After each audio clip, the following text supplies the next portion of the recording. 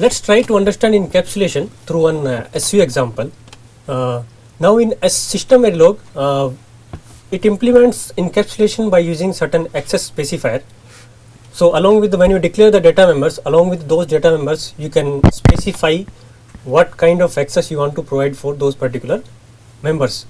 So in a system Verilog, we have local, public, and protected. These are nothing but these are keywords in system Verilog which you use for encapsulation. Different languages have different keywords, like in C++ we have private, public, and protected. I mean Java also has similar keywords. So let's take one example of a student class. So in this student class we have declared certain fields. So we call these state variables or properties as fields also. These are called fields of class. So we have a student class. Inside this we have name, ID, discipline, mobile number, and CGPA. Now this student class wants name, ID, discipline as public. I mean student does not have any problem by telling public, okay, what is his name, what is his ID, what is his discipline. So we have declared it as public. Now if you don't put any access specifier to certain field, by default it is public in system Verilog. Now mobile number is declared as protected. Now mobile number student does not want to tell everyone, so he wants to tell only to some specific people. So that is declared as protected. And there is a field called CGPA. Now CGPA, if student CGPA is not good, he won't be able. He want to hide it. He doesn't want to basically want to know want that other people should know what is his CGPA. So it is declared as local. So it is limited to student only, and it can be accessed only through if student functions. Now inside the student class we have a method called print student info. Now while implementing this method, we can decide what kind of information we want to show when somebody calls this method. Now if student want to tell only its name, ID, discipline, it can print all these things here. Now let's take another class. This is professor. Now under professor we have student A. Now inside this professor class, if we want to access information of a student, let's say we have one function called print student info.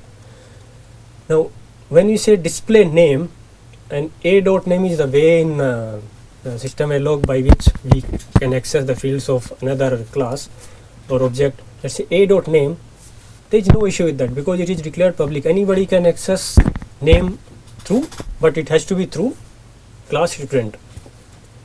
Now but if somebody tries to access CGPA, because CGPA is declared local, it is only limited to class student, and professor class, if it tries to access CGPA, it will be error.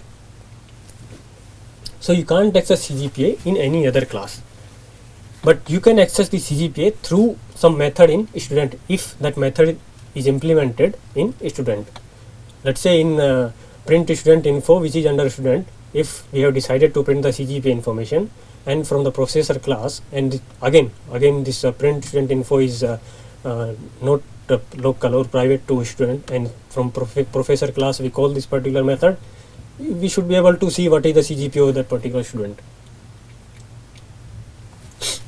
Okay, let's move to the next important principle of object-oriented programming, which is called abstraction. Now abstraction is art of representing the important features without going into more details. So it is nothing but that outside view of object.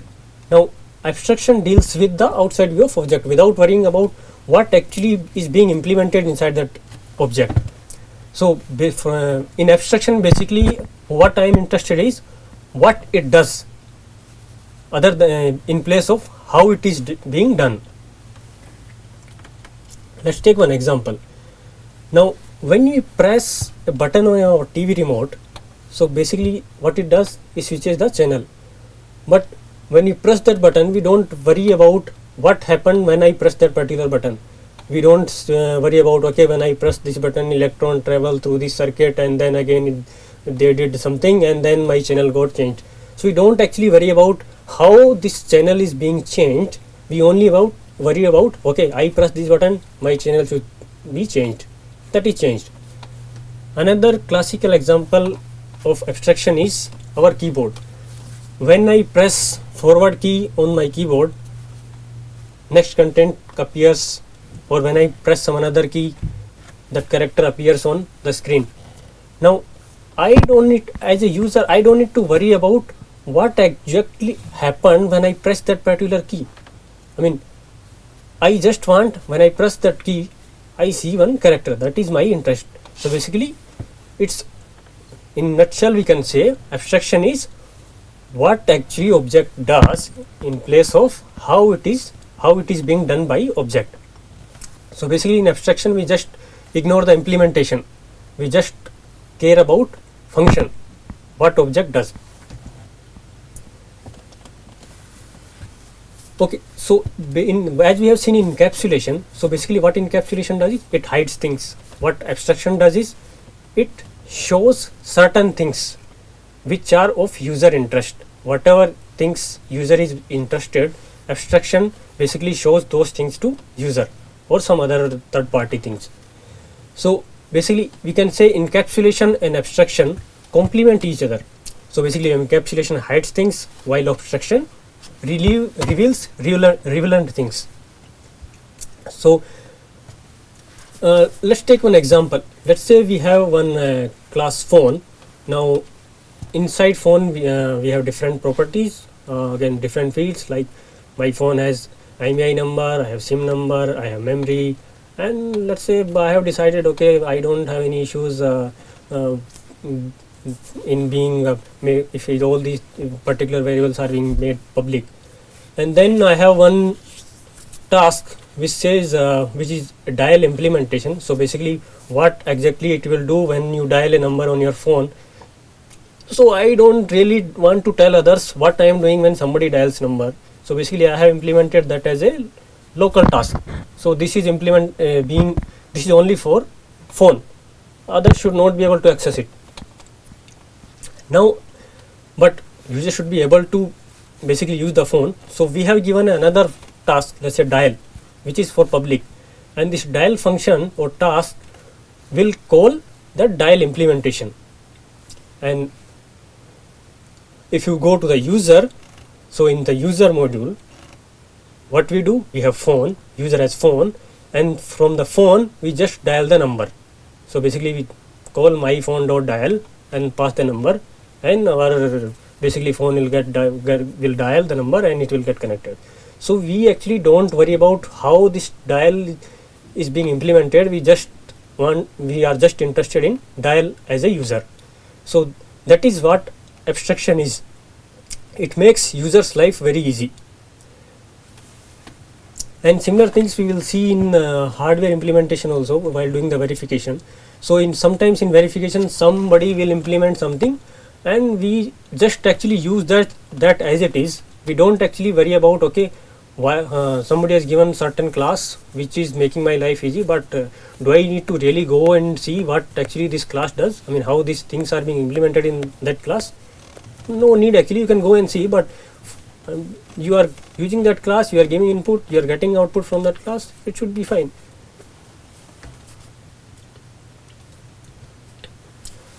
Okay, let's move on to inheritance.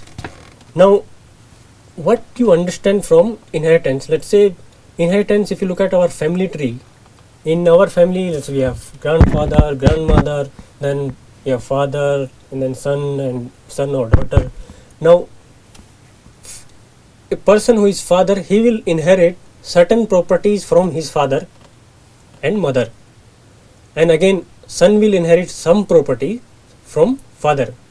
So this is the same principles we try to use in our programming model also, object oriented programming model also.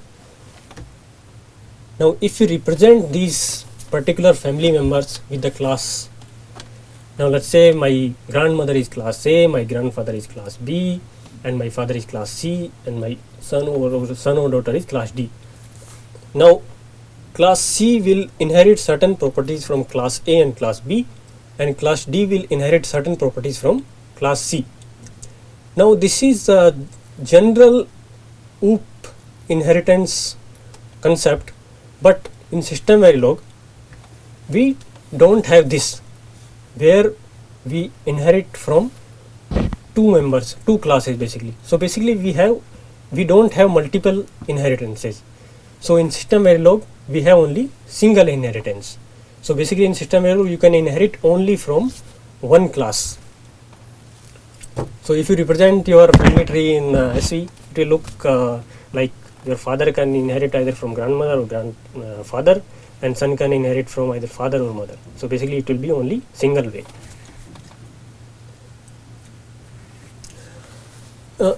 Let's take another example of inheritance. So we have one phone. Now when in initial days when Motorola launched phone, so they only had phone, and from then, so that time this phone was only used for talking purpose. I mean, let's say it was mobile phone.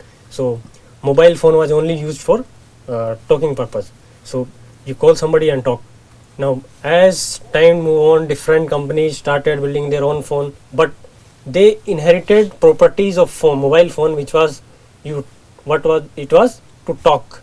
So the same properties were inherited by different companies, and they launched their own phone like Samsung, iPhone, Nokia.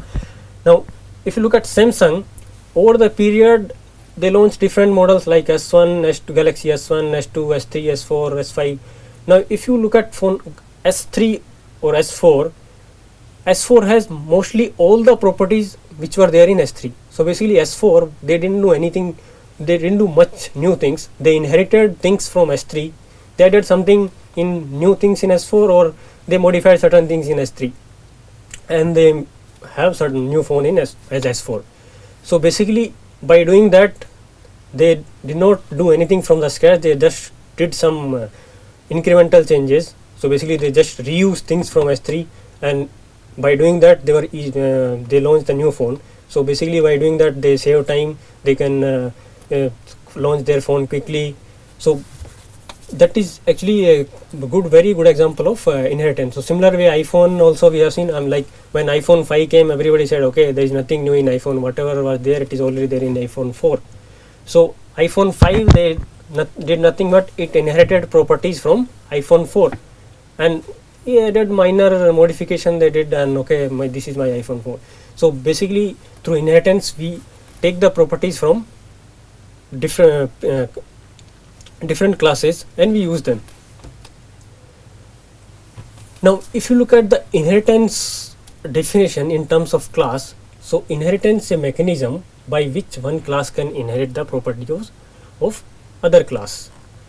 Now class which inherits is called the child class, or sometimes we called as extended class, and the class from which properties are inherited is called parent class, or we sometimes call it base class also.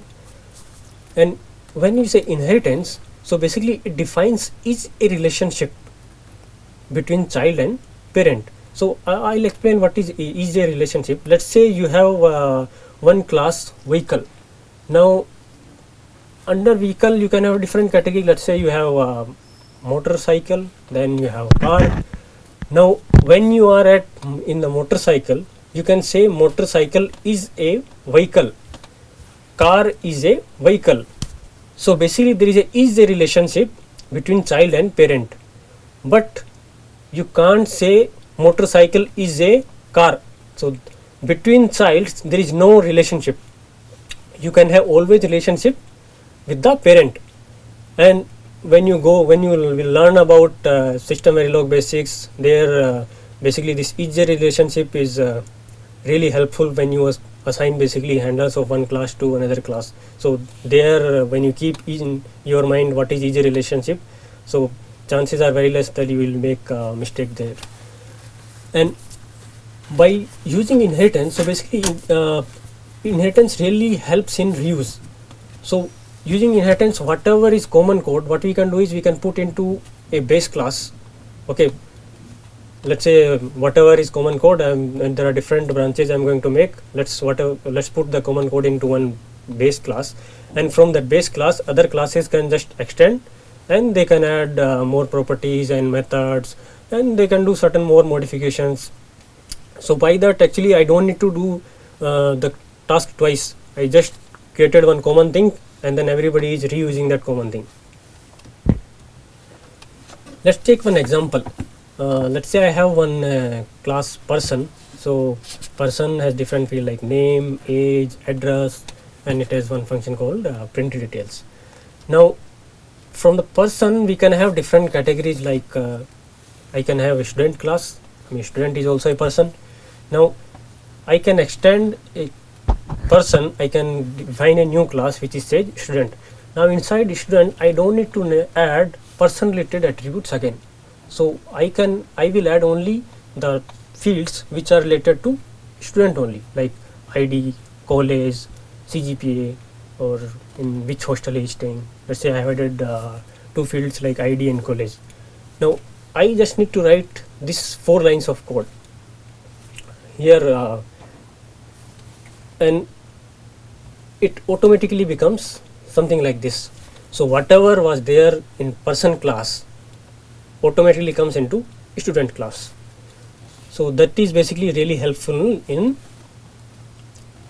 reusing. So if I want to again create a new class, let's say teacher, again I don't need to write complete attributes of person inside teacher. I can just extend person and add teacher related attribute in that, and automatically everything will be covered inside teacher.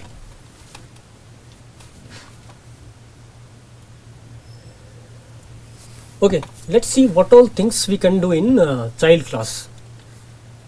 Okay, in child class we can declare new fields which are not there in parent or base class. Sometimes we call super class, I mean we call parent class or base class as super class also.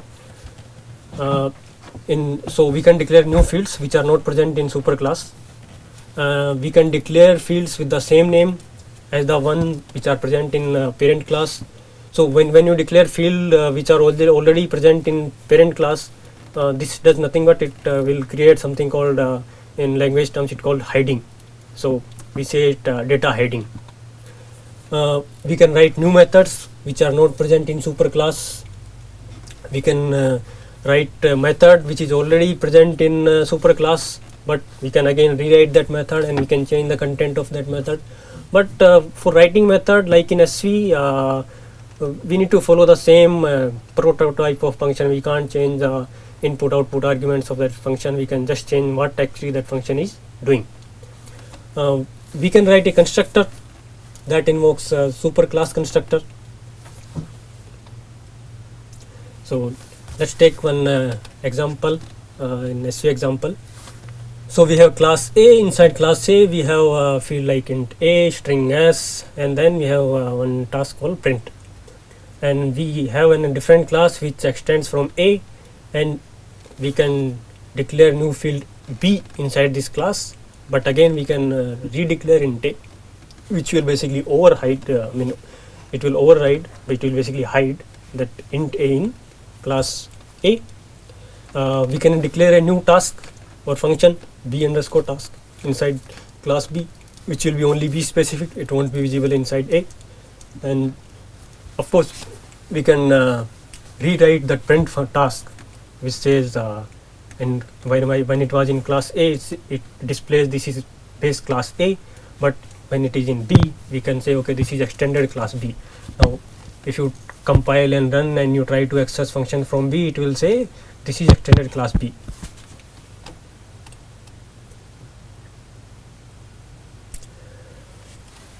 Okay, let's move on to I think the last and most important feature of object-oriented programming, which is polymorphism. Polymorphism, it's a Greek word which says more than one form. So it's a poly plus morph. So poly means many, morph means form. So basically polymorphism means ability to take more than one form. For example, when a person a person behaves as a father or mother when he is with his son or daughter, and as a son or daughter when he is with his father or mother. Let's take my example. When I am here delivering this lecture or presenting this presentation, I am behaving like a presenter or teacher, but when I am working in my company, I behave like an employee. So I am employee there. When I am at my home, I am brother. If I am with my brother, I behave like elder brother. When I am with my father, I behave like a son. So basically I am the same person, but when I present at different places, I take different forms. So that is called polymorphism. Now same things happen in software world also. Now in software world, when we say polymorphism, that we deal with methods present in different classes. Now this polymorphism allows child class to override parent class methods according to their requirement. So child classes extend something from parent class and they override the methods which were present in parent class. Now we have methods with the same name we can have methods with the same name in all subclasses, but all these methods which are present in different classes, they will do different things in each class. So each class has a method with the same name, and we have extended all these classes from the same class, but the function, the implementation of those methods or functions will be different in each class. For example, I have one class mobile where we have one function which says show brand.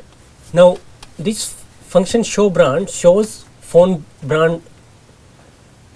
Now from this particular class I extended two classes. One class say iPhone extends mobile, and when you call again, I am implementing this function again, and which says phone brand is iPhone, and I have extended this mobile class as a class Samsung class, where this implementation of this show brand is phone brand is Samsung. Now in object oriented programming languages, we have one construct called virtual.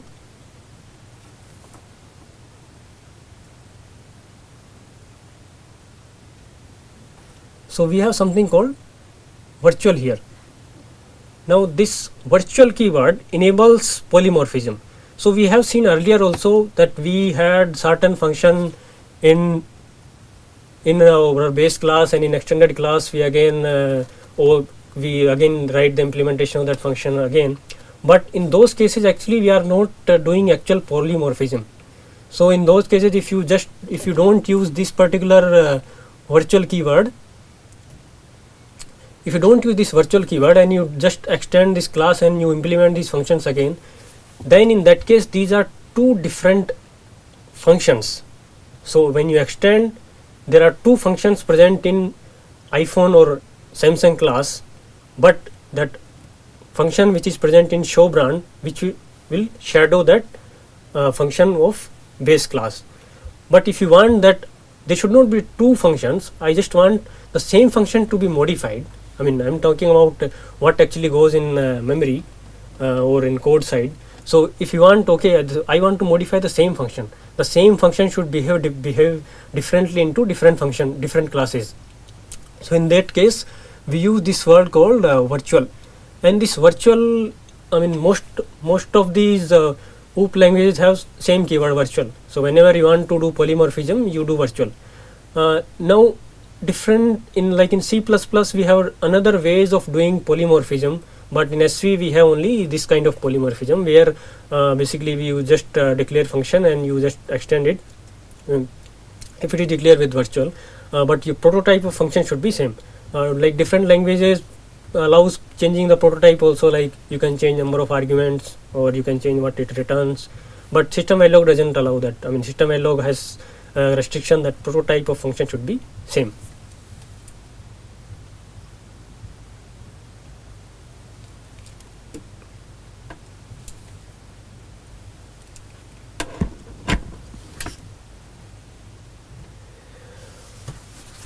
Okay, So this completes our basic principles of object-oriented programming.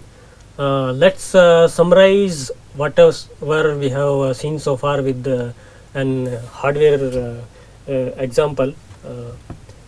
So let's say we have one ALU which takes 3 inputs: data A, data B, operation select, and it gives a result, and it's a flag. So basically, based on operation select, we manipulate data A and data B, and we give output as a result, and we indicate overflow. This flag is overflow flag.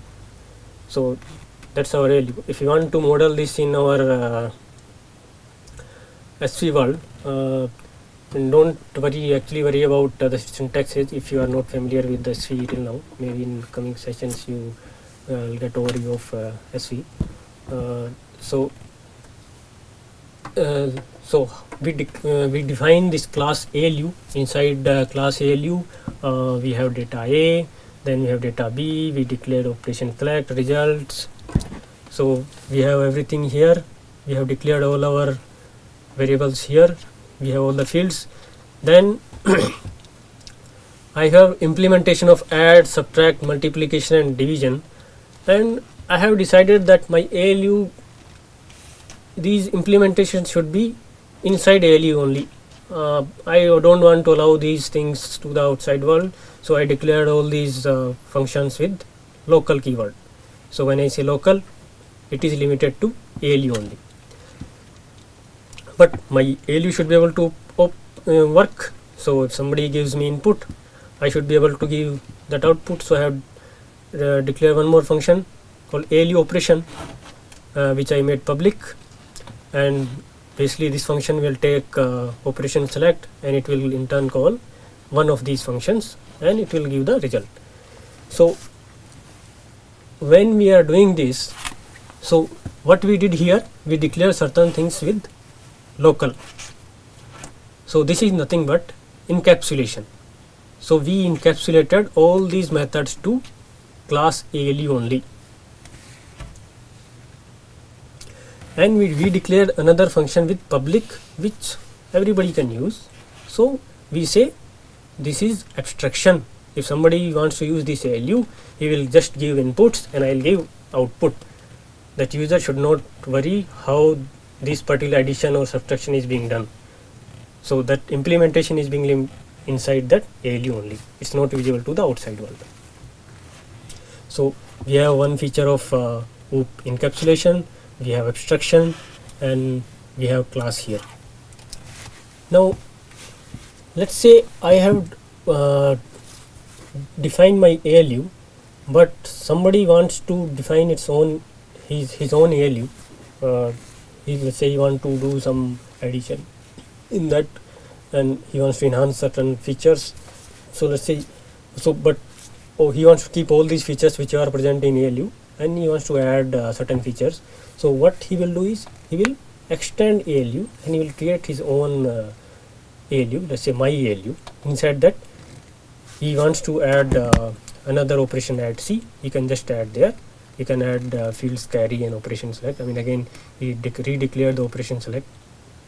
Basically earlier it was only 2 bits, we have 4 operations, but now if he has added more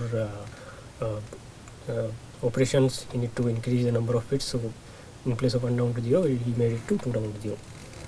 So, and again inside this he declared one more task called my ALU operations. So inside my ALU operations, based on this operation select, so let's say operation selects are matching with our old ALU. So if those are old ALU, he can call you can call the super. So super is the word where you can call parent class members. So in say super.alu operation, so it will call parent class or ALU operation function, and can be put into result, and based on operation select we can select add C after that. So by doing that, this is basically nothing but reuse of whatever is somebody is already implemented. Somebody implemented ALU, and if I implemented my ALU and reused that ALU and added my own function add C.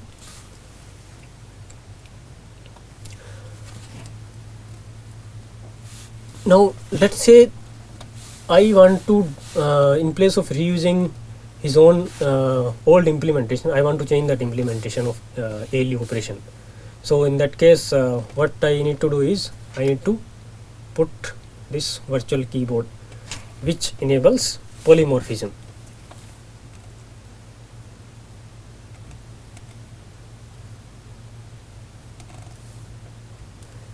So this is again our class definition which we had earlier. So same definition is here. Then we declared ALU operation as a virtual, and then inside my ALU I can extend it that ALU, and I can again that rewrite the implementation of ALU operation, and I can do my own implementation. But here of course you need to have your own methods. You are not calling you cannot call ALU add subtract multiple because they are implemented as add. So basically you can go for that. So but again you can change the implementation. So it's always advised that you declared functions and tasks with virtual in your base class, so that you can morph